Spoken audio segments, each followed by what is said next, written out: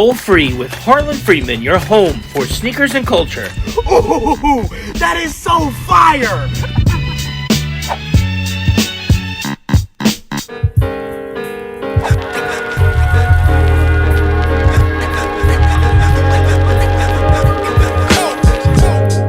Hey, what's good? It's Harlan for Soul Free, and we are here today at the world headquarters Jordan brand for a very special conversation with Leo Chang and DK. Guys, how you doing?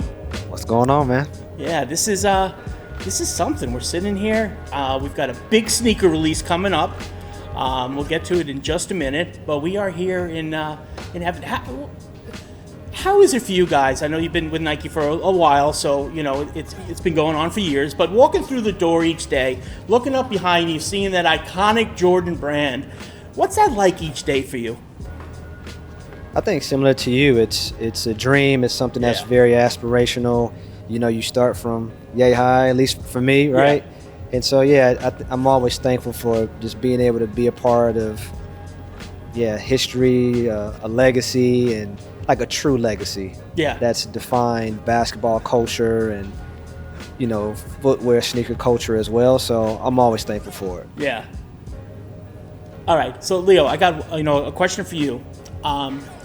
As the creative director for Jordan Brand, okay, every time you see a Jordan Brand shoe on the basketball court, you see a kid get his Jordan for the first time, walk into school peacocking, so happy that he's got those shoes on. That's got to be some thrill for you every time, knowing you're such an intricate part of those people's lives each day. Yeah, once again, it's special, you know. Yeah. I think, you know, growing up, admiring the Jordan brand and wanting Jordans myself, I know how special that moment can be, and especially since, not everyone can get Jordans, and so when you do get them, it's a memory. It's a core memory when you get it, and so 100%. I think that's something that I don't take for granted, and I want to make sure it's special for every kid that gets their first Air Jordans and laces them up and feels a little more special, a little more oomph under their feet, you know, and that's definitely the experience we want for our kid. Yeah, and we're going to be talking about a brand new Jordan that kids are going to get for the first time in just a moment. But do you guys each remember the first Jordan you got? What was that first Jordan, DK? Air Jordan 12. Okay. White, black, and taxi. Mm-hmm. Got them 8th grade year for Christmas. And so that was one of those things where I kind of came from the household where you get rewarded for good grades, chores. I think it's a story that so many kids have had, or continue to have. So I was like, hey, that's all I wanted for Christmas was like, just get the shoe. Yeah. Yeah. And so that was the first Jordan that I had. But before that, before you can get the shoe, for me, it was always like, it started with basketball cards. Mm-hmm. Then it went to magazines, and then it went to getting the actual Bulls jersey. And so then once I got to the sneaker, it was like, all right, from here on out, I'll get sneakers on out. So yeah, that's the first one. Yeah, being a Chicago guy, are there any special 1986 Fleer cards in your collection? Not specifically, okay. But I actually do have a pretty large basketball card collection that's kind of just sat in the archive. I've never gotten it appraised or anything, but it's predominantly all like Chicago Bulls, MJ cards. Yeah, as long as you're a fan of it, it's worth all the money in the world. No doubt. Yeah. Leo, what was your first Jordan? Mine was the 14. Okay. The white colorway, and I remember getting that in college. I think it was like a size too big as well, but that's what they had, and so that's what I got. And I'm not a great hooper, but I remember getting out there with them on, playing outdoors in them, scuffing up the shank and everything. Yeah. But yeah, that was a special moment. That still today, probably one of my favorites, the 14s. Yeah. Wasn't it crazy, especially at that age, how much better you hooped once you put those shoes on? Yeah, absolutely. The fresh pair, feeling that bounce, it was special. I mean, I was a 4'7" Jewish kid from Long Island. I had zero game, but once I had those shoes on, I swear I made layups. I was able to inbound. I couldn't do anything else. That was about it. If you went back and talked to those two kids today, as the two men that you are sitting here in front of that iconic brand, sitting behind you, and say, hey, guess what? Not only do you get the shoes, but you get to do this. What would you say to those two kids? Honestly, I always believed I could be here. Yeah. It was just a matter of when. Manifesting. So I think keep working hard. Yeah. And don't take no for an answer. And just keep pushing. Like even if you get a rejection or whatever, like just keep pushing. And yeah, I mean, I think that's what I would say. Yeah. I echo pretty much everything Leo was saying. I would just add to just say, hey, you got to be prepared to take the road less traveled. Mm-hmm. I would say most of all of us at Nike, that especially our team or teammates we've had, we've all taken the road less traveled. Yeah. And so, it's almost like winning the lottery sometimes when you think about being able to have this opportunity to be on this team, to work in this brand, to work even in footwear. Mm-hmm. So, but there's a long road to get there. And we both have stories. Like, we didn't start out in Jordan Brand. Yeah. Right? We had to take different avenues. And I think that's what makes it even more, super appreciative, not only for me, but like as our team, everybody like really cares because of the road less traveled. So I would just say, just know that you're going to have to prepare and put the work behind it. 100%. I love that. And speaking about putting work in, okay, we're coming fresh off the Jordan 40, where we saw, probably one of the greatest performance and tech shoes of all time, especially for Jordan Brand. Now we're going further. We're going to the 41. First of all, I can't imagine, and this really touches both of your worlds, between, protecting that Jordan legacy and pushing the tech forward and the performance of the shoe forward. I can't imagine what it's like to sit down and, all right, Leo, here's what we're going to do. We're going to design the Jordan 40. Okay, you do that. And then they come back a few months later and they say, let's do the 40. We like the 40. Let's do the 41. Talk to me about that process. Talk to me about what goes into creating the next, the next shoe for such an iconic line. First of all, it takes an amazing team, and I think there's more than us here that have been involved in this. We're only here to represent the team. Yeah. And so I just want to shout out the team that, put their blood, sweat, and tears into this shoe. It's not easy, for sure. So, I mean, I think it starts with performance first, understanding the things that we want to improve upon the 40, being very self-critical with that.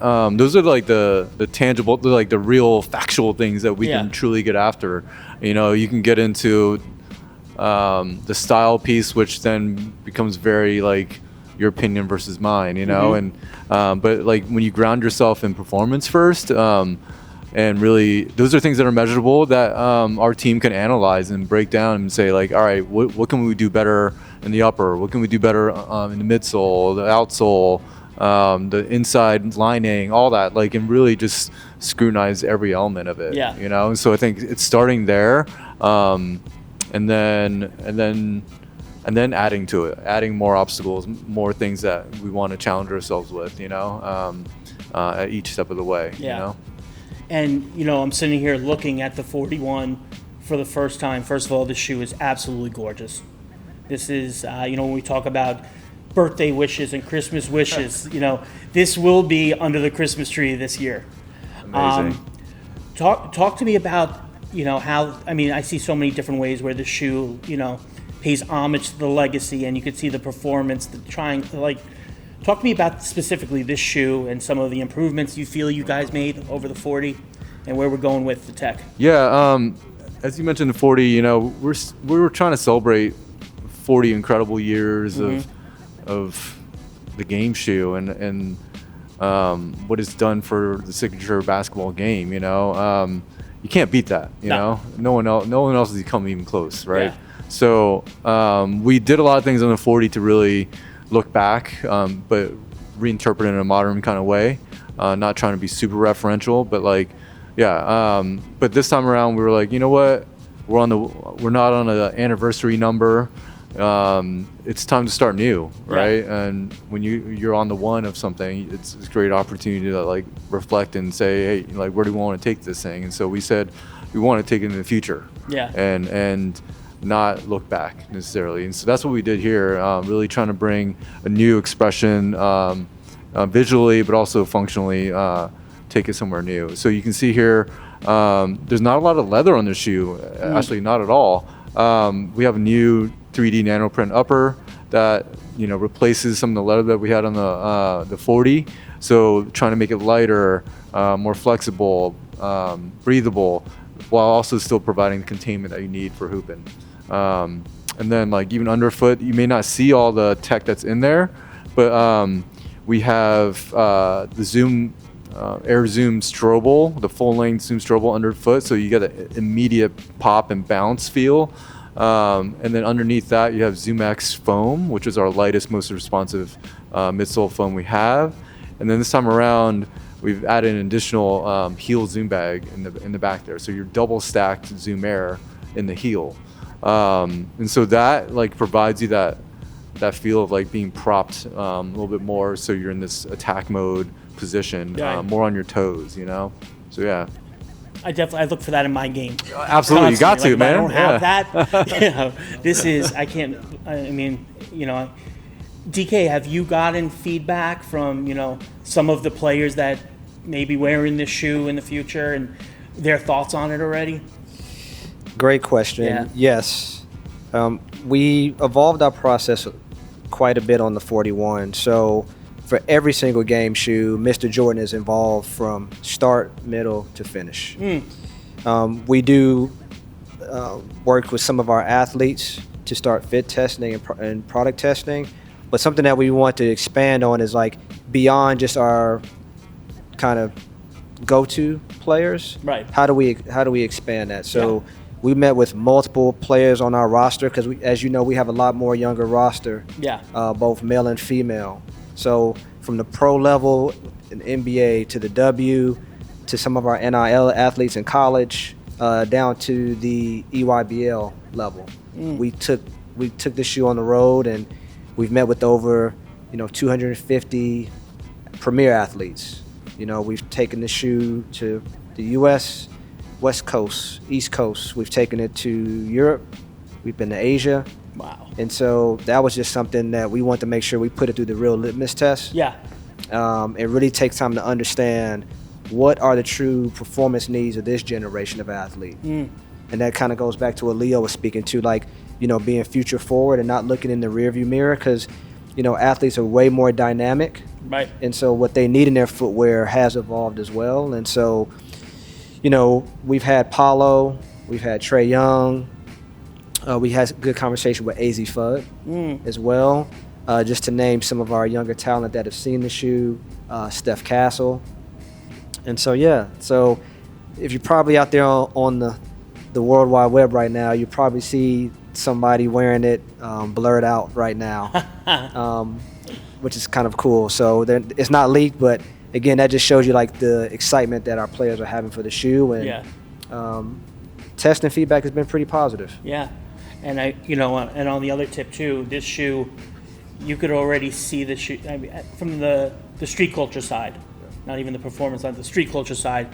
This is a definite cop. This is a great looking shoe. Pair of baggy jeans, this shoe, a nice top. Like this works. This works, and I know there's a couple different colorways. So you don't get just one pair. Yeah. You need the whole rainbow. But this is, I congratulate. And it's so funny. We were just talking about all the athletes who put it through the litmus test.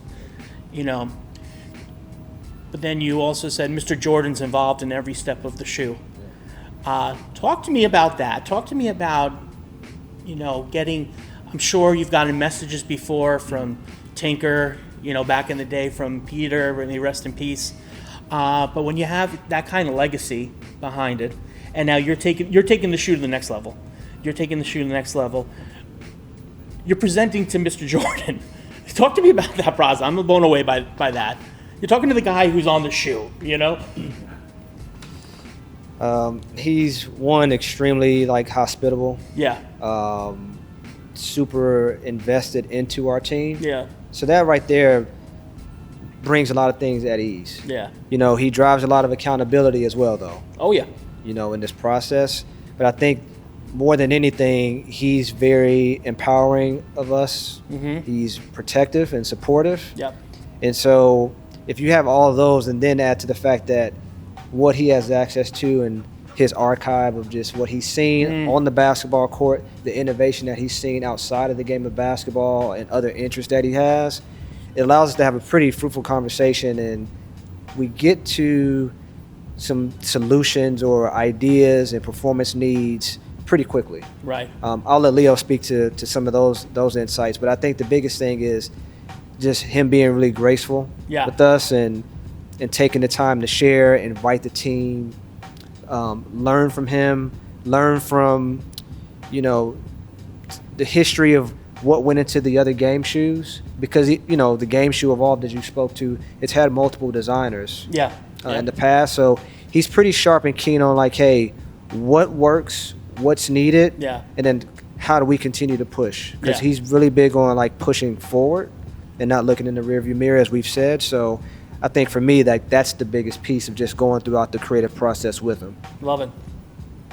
Yeah, you know, like you said, everything's spot on. Like, he's the sharpest person I've ever worked with. You know, like, worked with a lot of athletes in my time at Nike, and man, no one beats him. Like 41 plus years in the game, still doing it, still passionate about the game shoe and everything that goes into it. Like, you think that, you know, he's enjoying his retirement, but man, like, when he's meeting with us, he's locked in. Like, there's not like a conversation that like where he's checked out or anything. He's so insightful about the current day game, about the past, how they used to play back then, how do things compare.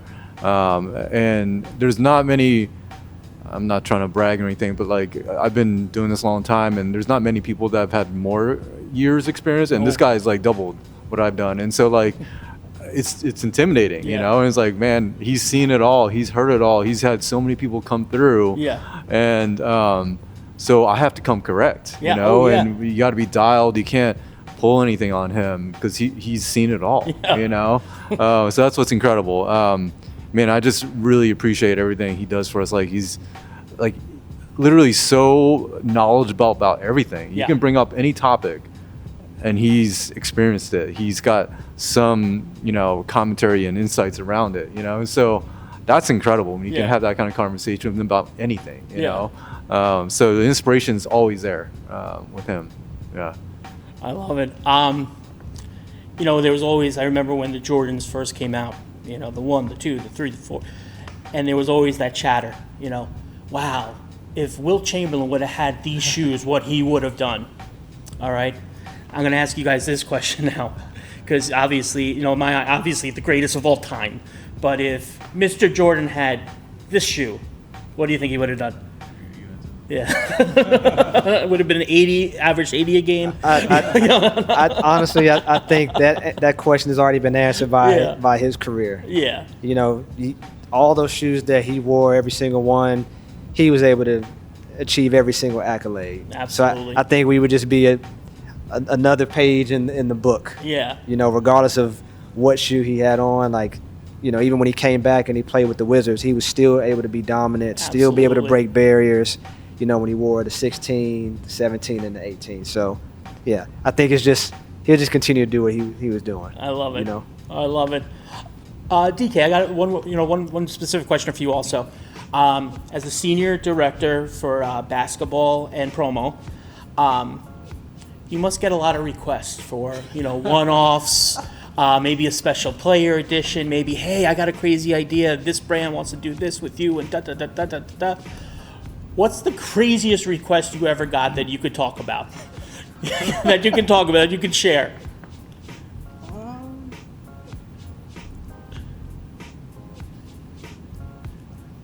Man, that's a good question. Right. You got me stumped on that.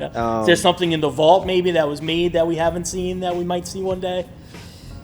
No, the promo piece has actually been is pretty fun. Yeah. It's pretty. We keep it kind of light. Yeah. I think it's more so probably the challenge, the creative challenges. Yeah. Because when we're doing something through promotional use, there's no margin, so we can kind of go outside the coloring book, if you will, or outside the pages. So I think it's just, how creative can we be? What stories can we tell? What level of expression can we bring to the model? But request, nothing that comes to mind that's like super crazy. And again, we've only been a team for like roughly a year. Right. So I'm pretty sure the next time we see you, something may come across the table. Something will pop off by then. Yeah. But no, so far we've been pretty smooth. Yeah, and again, Jordan Brand, the storytelling you've been doing. My brother Nigel, I've been watching, his story. And, to go from grandma's driveway, to go to brick by brick, to go to the brick on brick, the story and how you guys are telling it is so authentic, and I mean, that's another reason I applaud you to have that behind your head, to have the Jordan Brand behind your head and have that ability to be that authentic and to be able to do that with different athletes and different, creators and different storytellers, and obviously to be able to bring that, and start telling the story of the 41. I mean, to have that flexibility and to be able to do that in such a large form has got to be, beyond. So I applaud you guys for that. Well said. Appreciate it. You guys are doing it, Yeah. We'll say one thing about the promo piece and that, man, when you really do listen to some of these athletes, and you can bring some of their dreams to life. Yeah. And our job is to find a way to bring that to life. It's not so crazy, you know what I mean? Yeah. Like, if you put in that context, like, you're just trying to bring a player's dream to life, like, that's an amazing challenge. And it may seem wild at first, but it's like, it's a thing that we care about a lot, and we don't think it's crazy, Yeah. So, yeah. And that's such a thing, you think of how these players light up our lives. Yeah. That's what you guys do for them. I have some younger friends who are athletes, and they just got their first Jordan NIL, and they're getting their shoes for the first time. They're opening that box and putting the shoe on, and it's such a gift. So it really does go both ways. So I know you guys have a lot to do. I know you got to get out of here, but just one last question for both of you. We'll start with Leo, and then we'll go to DK. 20 years from now, there's going to be a sneaker collector. There's going to be a head who's like, "Yo, I have a brand new pair of 41s in the box. They've never been touched."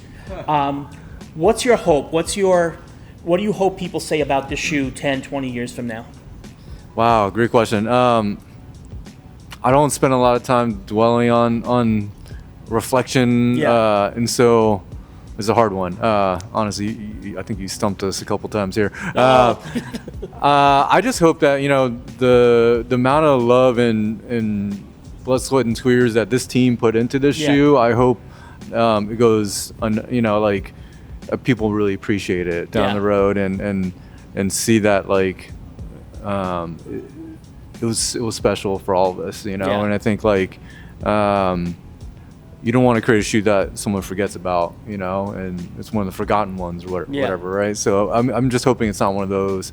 I hope people cherish it and create their own stories and memories that they can pass down to their kids, like we did with ours, right. So that's all we can hope for. I mean, it's in the hands of the hoopers out there now, to create their own memories with this shoe. So love it.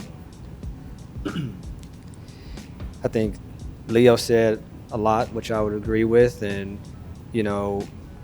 probably the biggest thing, a larger maybe thought is, we really want to show hey, we're super serious and intentional about being the best performance basketball brand. We have a rich heritage in retro, as you know, and that will forever be embedded in culture. I think what we're tasked to do and what we're working towards as a team is how do we just again get the most shoes on court, in this new era, new generation of athlete, for them to define their own story. Because, you know, for many of us, like, who saw Mr. Jordan play, right, that's a story defined within itself. But it's like this shoe, we really hope, like, hey, this new generation of athlete, they create the story. And for them to be able to look back on it and say, hey, like, we led the charge. Because, again, it kind of goes back to, like, all the athletes that we met, like, they were equally as important with this process than anything else.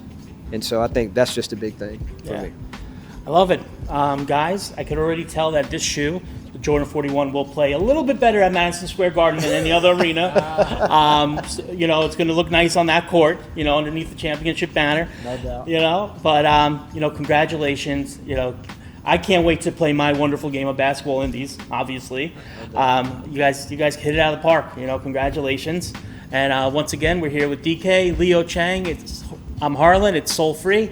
Thanks for watching. Appreciate you, man. Thank you. That's good.